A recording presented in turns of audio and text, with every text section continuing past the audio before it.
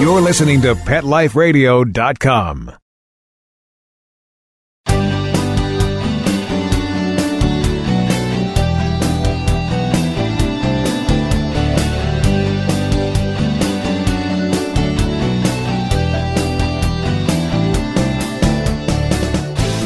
Welcome to Max A. Pooch's Awesome Animal Advocates on Pet Life Radio. I'm your host, Keith Sanderson, animal advocate, writer, and human companion to Max A. Pooch, canine crusader for animals and the environment.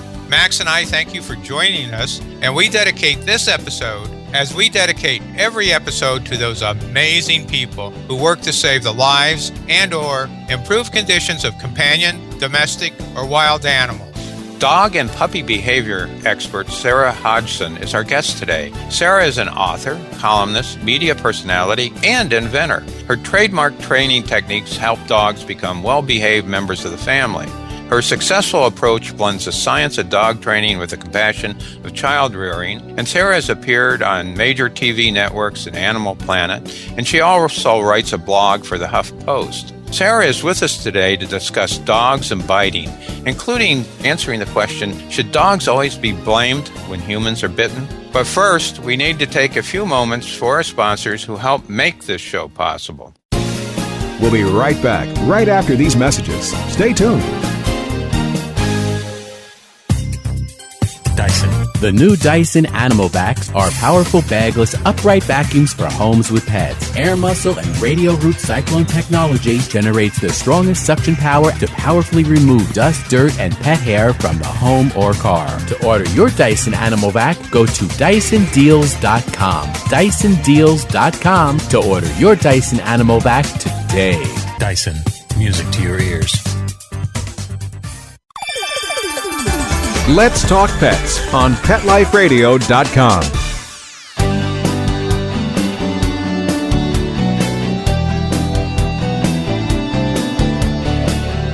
Welcome back to Max A. Pooch's Awesome Animal Advocates. I'm your host, Keith Sanderson, and our guest today is Sarah Hodgson. And Sarah is going to discuss something, sadly, every dog is capable of doing, biting a human. Hi, Sarah. Welcome to Max A. Pooch's Awesome Animal Advocates. Hi, Keith. Thank you so much for having me. It's a pleasure. It's great having you. You know, I read in a recent Huff Post blog that you wrote, to quote you, you wrote, I love to read the news, but disdain headlines that read dogs bite humans or any derivation of dog maimed, dog kills, or dog injures. And you continue to write, dogs are constantly blamed, but that isn't always fair. There are some situations where it's the person who has pushed the dog beyond its limits. What do you mean by that, Sarah? You know, we all have limits, Keith. I'm sure, life, even for Max, at times becomes overwhelming or stressful. I know, for example, our neighbors are having a tree chopped down right now, and everybody arrived at 8 a.m., and the dogs were all in a stir, and they were really being pushed to their limits. I have two that are, territorial. So when a dog is pushed to their limits, they're just feeling a little stressed out. And different dogs get stressed out by different triggers. Many dogs get stressed out when humans, who are so much bigger than they are, approach them. And while the human is very enthusiastic to make a connection with the dog, if the dog doesn't know the human, they can feel very stressed by that and thus react. Well, what you're saying seems to run contrary to what a lot of authorities seem to make us want to believe, and that they say that anytime a dog bites a human, that dog is dangerous and needs to be put down. Is that really true? Well, I mean, it's true for the authorities, right? Because people think of dogs as just big stuffed animals with a heartbeat.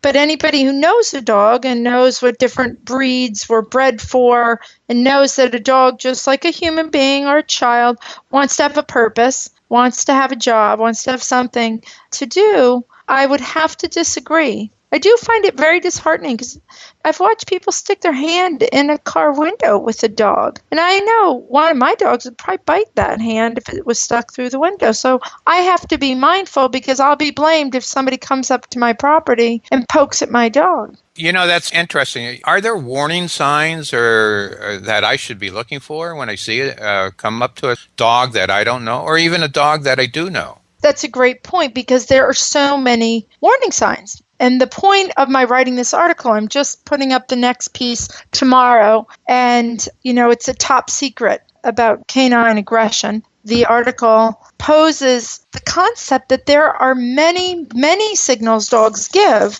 that would cue you into the fact that they're about to bite you. They're warning you. It would, like, if you were talking right up in my face, I'd say, Keith, stand back. I'd have words. I'd maybe posture with my hands and you would take a step back. But dogs really don't have words. So if we as humans understand what their signals are, we can avoid a dog bite. You wrote 10 ways to avoid a dog bite in your HuffPost article. And what's the number one thing, do you think? Staring. Your mother taught you in kindergarten, or you certainly learned at school, that staring is rude.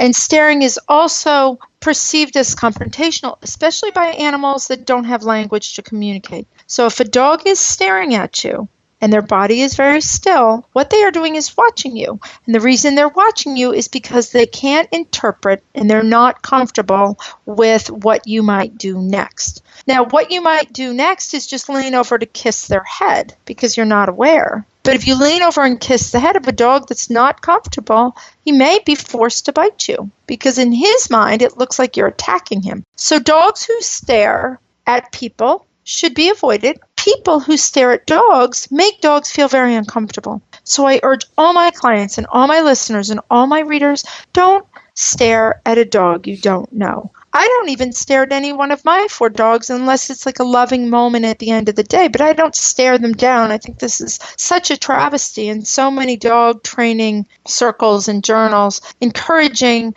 lay people who really don't know that much about training a dog to be staring at them. That's good advice. I had another question that happened with me the other day. I was walking Max down the street on leash, and the postman came by, and Max saw him and wagged his tail, and the postman came over, and I let him pet Max because he knows him. And he said, oh, yeah, anytime a dog wags his tail, I know he's friendly. I tried to explain to him that may not always be true. Was I right, or was the postman right?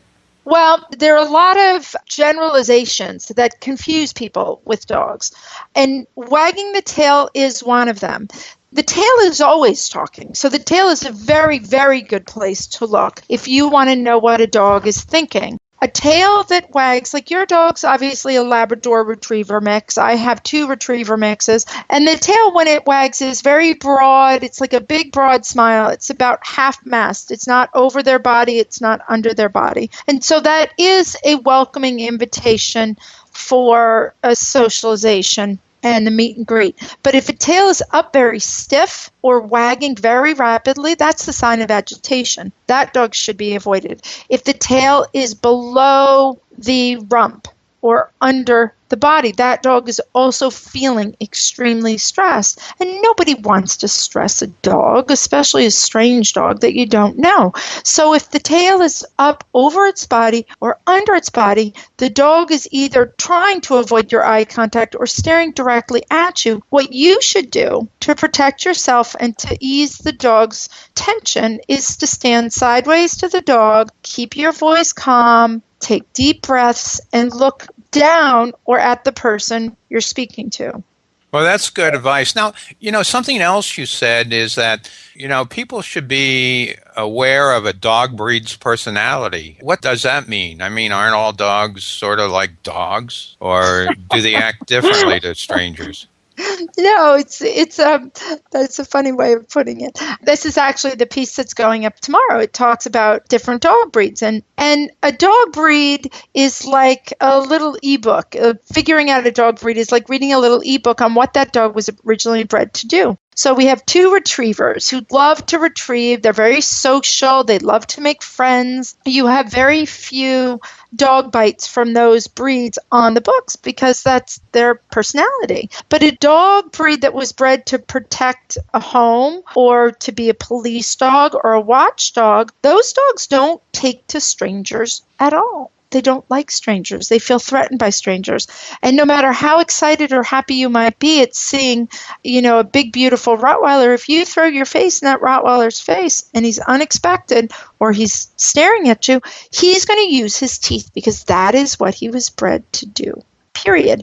If you go up to a terrier, now a terrier was bred to work very much on its own instinct. They were not bred to reference man for any sort of direction. They ran around and grabbed rats and badgers and cleared the farm of any vermin. If they have a bone or chicken bone, and you even as the owner rush up and as a sudden surprise grab it out of the dog's mouth, it's as likely to bite you as it would be to bite a strange dog. It's just a knee-jerk reaction.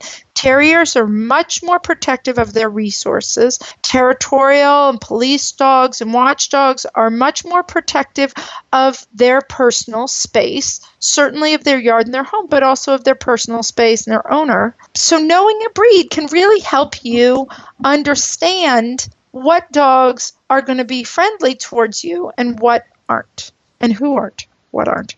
Either who or what. Anyhow.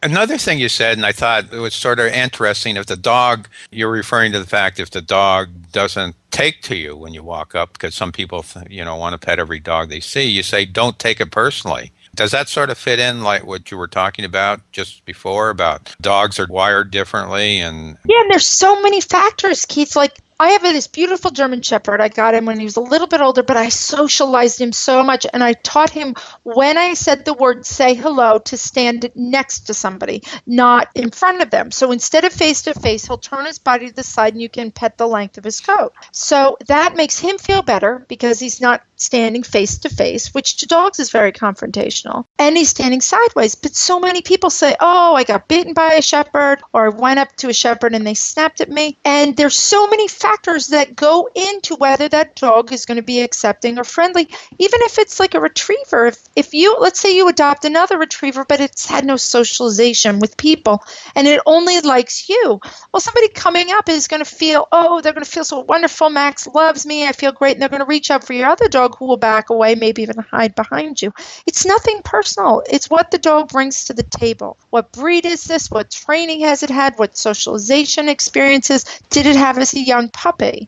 And these are all important things for people to think about when they're adopting a dog. If you're a really friendly, outgoing person, then don't go to the shelter and adopt a skittish shepherd. The dog will love you, but it's not going to love all the people that thunder through your house and run up to you on the street. You said something to me that made me think about it. A friend of mine just got a highest tech handheld electronic device and just spent a lot of time learning how to use it and teaching it what it wants to know. And that same person expects his dog to know exactly what to do. It's funny. He says, that dumb dog doesn't know how to do this. Oh, does it break your heart? Oh, yeah. At the same time, he's sitting there. He's programming this thing and doing all this thing with the inanimate object, and then and I'm just saying, boy, this is a poor dog. An accident waiting to happen. It's so sad because dogs are so much like children, and you really shouldn't become a parent of either species unless you have a high dose of empathy and patience and understanding. Every dog has a different personality. They bring all sorts of things to the table which can enrich your life experience or can frustrate the heck out of you. And it really is dependent on you to help teach them how to live within the parameters of your lifestyle because they don't know. Well, that's great advice. But we need to take a break right now. When we return, I want to talk to Sarah about some more information about how to avoid being bitten by a dog. And maybe she can share some statistics on dog bites each year, or maybe how many dogs are put down because they bite. We'll be right back after this break. We'll be right back right after these messages. Stay tuned.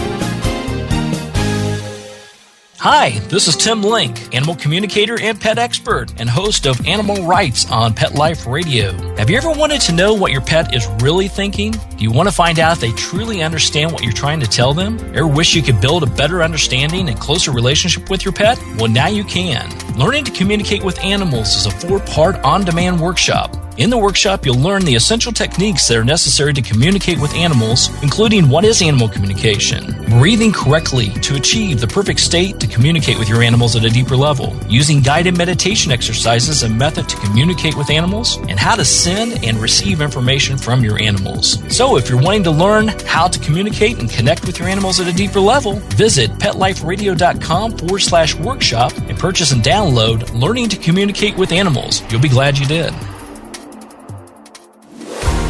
Victoria Schaefer, aspiring actress, babysitter extraordinaire, college student, and animal enthusiast, is on her own for the first time in New York City. Follow Victoria and her 2 dogs, Rue and Echo, as she cares for her furry friends and juggles home life and career, all the while managing to survive in the world's most hectic city. The exciting animal adventures and secret stories from both ends of the leash that make up the Tales of the City. Every week on demand, only on PetLifeRadio.com. Let's talk pets Let's talk pets on Pet Life Radio. Pet Life Radio. PetLifeRadio.com.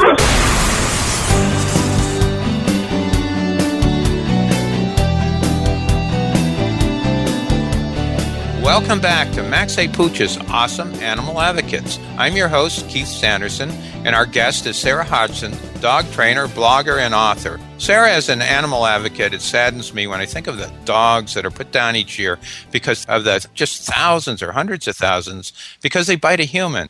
And how many of those dog incidents could be prevented? Do you have any statistics on the number of humans that are bitten by dogs each year?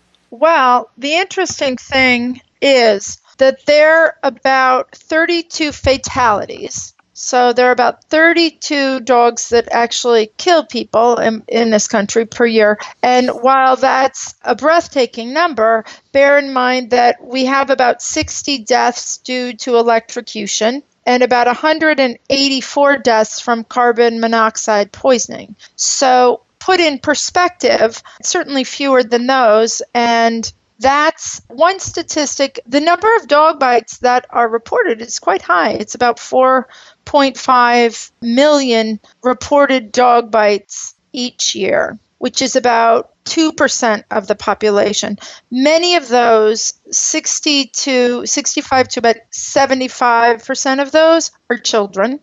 And one asks oneself, well, why do dogs bite children more than they bite grown-ups? And the thing to bear in mind is that children are perceived more like prey animals or other dogs than they are like grown-ups. So a lot of times where a dog will give a warning signal, say when it's chewing a bone, where it will stare at another dog and growl, another dog would back up, but a 2-year-old can't possibly perceive, what's in the dog mind, climbs over the dog and gets bitten. Now, again, how do we reduce the number of dog bites? Well, we have to educate owners. We have to educate the public as to the fact that these are not stuffed animals with heartbeats.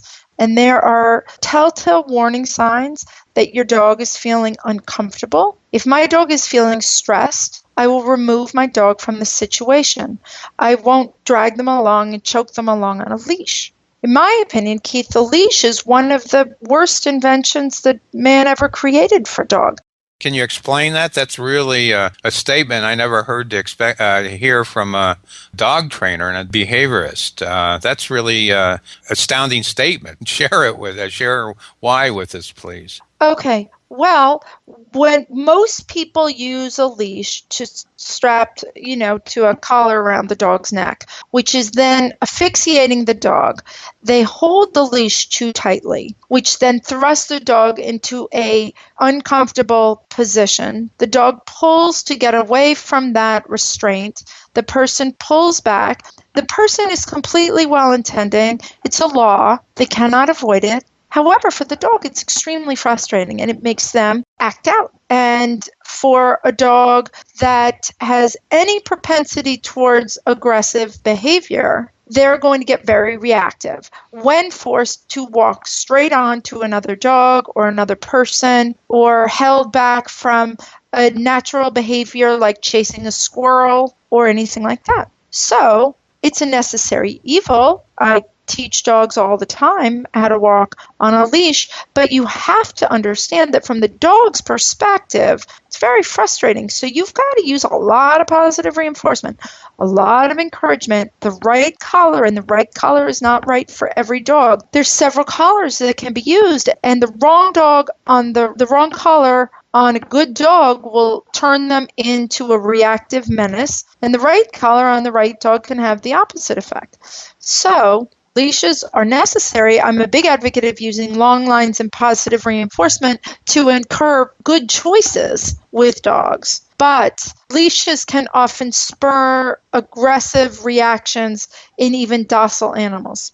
I guess an example of that would be if I were walking down the street with Max and saw, let's say, a Great Dane, a much bigger dog, and if I tensed up and pulled the leash back, Max would probably sense my tension and react perhaps a little differently than he might if I just kept natural and maybe just changed my direction of walking a little bit. Is that a good assumption? Yeah, but then it ties into the first thing we talked about, which is staring. If you have Max on a leash and you see a Great Dane, you say, Max, you want a toy? Or Max, you want a kibble? Get him to focus up on you. Call him back. I will teach all my dogs and students back, which means get behind me. You have to stay behind me now. There's a distraction. And you want Max to reference you instead of look at the Great Dane. So you teach him a word, not now, or leave it. I walk all 4 of my dogs all at the same time. We pass all sorts of dogs. And all my dogs know they can't stare. They cannot look at that dog. If I say not now, they have to look up at me. When they do, I give them all sorts of treats and loving. But we walk faster when we're going by a distraction. And my blanket statement is to people who routinely say, can my dog socialize, or can, as their dog's dragging them into my pack in an out-of-control fashion on a flexi leash, my standard statement is I do not socialize my dogs on leash, which I wish everybody would say, because it would lead to less tension for the dogs and less stress. If you can bring your dog to a parking lot that's, low traffic, or to a grass field, let the leash go, then the dogs can interact normally. If you have them tethered to you, there's going to be twisting of the leash. One dog will try to climb on, one person will pull back, say a loud statement. It gets all misconstrued. I do not, whether I'm walking 1 dog or 4, I do not socialize my dog on leash unless I can drop the leash and let them interact naturally. That's interesting, because I know that some dogs, particularly, I guess, if they're a smaller dog and a big one approaches them and they're both on leashes, that smaller dog may even feel more threatened because he doesn't have an escape. And Sure. And he knows that, or she knows that dog knows exactly what its boundaries are if it's walked any length of time. So going on about owners, what's another thing an owner can do to help reduce the potential that his dog or her dog may bite someone? Well, if all owners could do a Simply Sarah session for 90 minutes, that would make the world a happier place. The thing they have to do is just educate themselves, whether they educate themselves by watching the show. There's some that are better than others, or getting a trainer. They're great, hubs, the American Pet Dog Trainers. I'm a member of the International Association of Applied Animal Behavior Consultancy, IAABC. If you go on there and find someone in your area, take a class or just do a 1 session so you understand what your dog's postures, eye contact, and behaviors are telling you, then you can understand when your dog is prone to bite. It doesn't take a college course to figure it out. You have to watch their eyes, their ears, their tails, and their posture.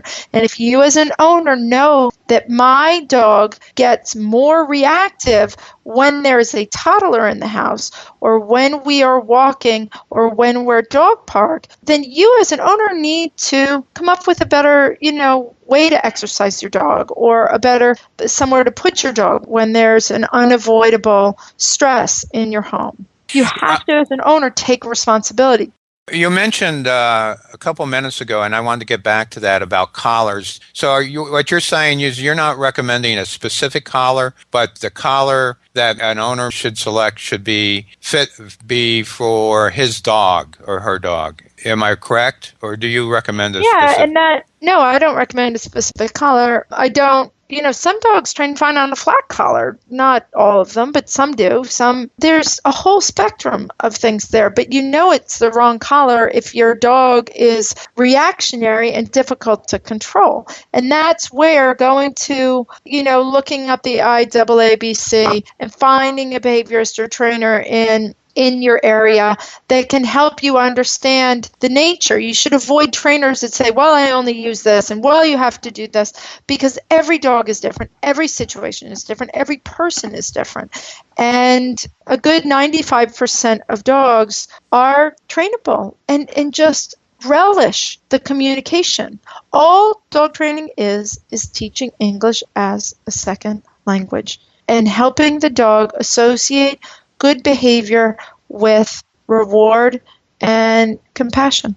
That's interesting because when I walk Max, I use a choke collar, and I get a lot of criticism on that. But I found with Max that a slight tension on that, just he knows it's there. And if I use a flat collar, Max knows how to get out of that in 2 seconds. I mean, if that flat collar is loose enough to be comfortable on him, he can shake it immediately. And some of the other, I've tried other devices, harnesses and stuff, and he's really uncomfortable with that because he doesn't like to be hampered walking. So I think that's good advice, is don't be led by a neighbor on what to use, but go to an expert and get their advice about your dog, because that can save you a lot of problems in the future.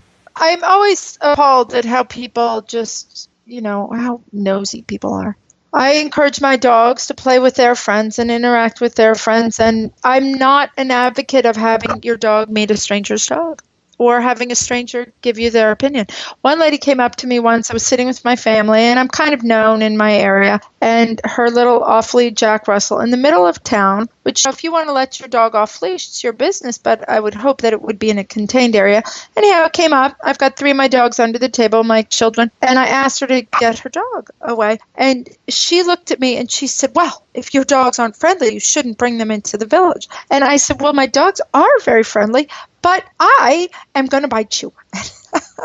And she just looked at me and walked away. I'm like, people really can't pass judgment on anyone else's life or situation. And if you remember that, you can just smile and kind of walk away or try to say something to make them laugh. But you obviously love Max. Anybody can see that.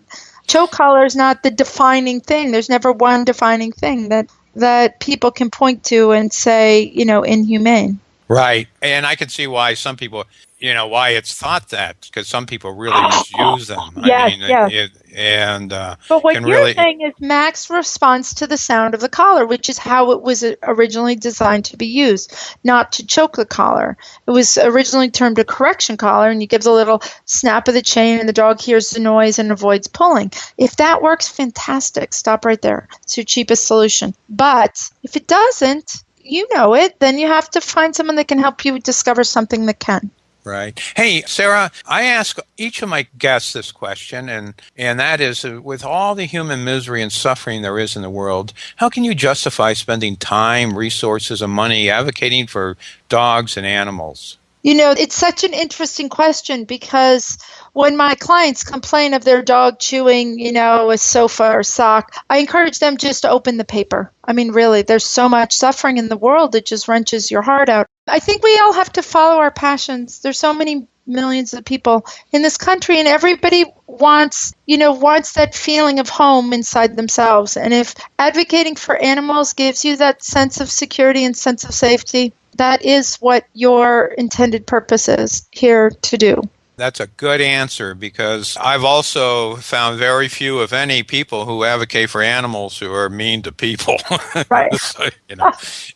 So now, before we go, how can we find more information about you? What's your website? I think it's When Dogs Talk. Is that the name of your website? Yeah, the name of my business is When Dogs Talk, Sarah Listens. I encourage every one of my people to always listen to their dogs and learn how to listen to their dogs. You can find great articles from the Huffington Post. I've written 9 or 10 books on dog training, and I do phone consultations and other different things. And you can find that all on my website, which is whendogstalk.com. And you can reach out to me there. And on Facebook, which is Facebook.com/whendogstalk. Well, I know Max was glad you're on today, because, he realizes just how much dogs are sometimes misunderstood and how they're blamed for things that are really the fault of humans, either strangers who walk up to them or their owners. And Max wanted me to tell you he thinks you deserve a big tail-wagging wolf for helping to teach humans how to understand dogs. Thanks. And Keith, follow the series, because there'll be more that Max can read about and share with his friends. Okay. And what's the name of your blog on HuffPost again? It's just my name, Sarah, with an H, Hodgson. Okay, because I recommend the 10 Ways to Avoid a Dog Bite in 2014 because, again, I believe that, if circumstances are right or maybe wrong, that any dog, even Max, who is pretty placid around people and dogs, can and may bite. And we need to recognize that fact and also recognize the signs. So, again, thank you so much for being with us today, Sarah. Thanks, Keith. I'll talk to you soon. Give Max a big kiss from me. Will do.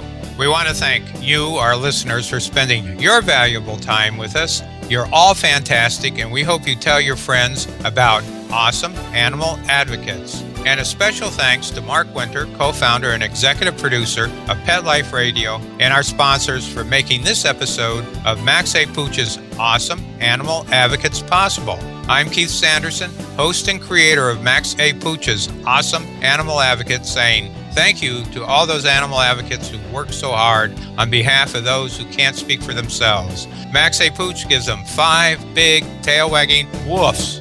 Let's Talk Pets, every week on demand, only on PetLifeRadio.com.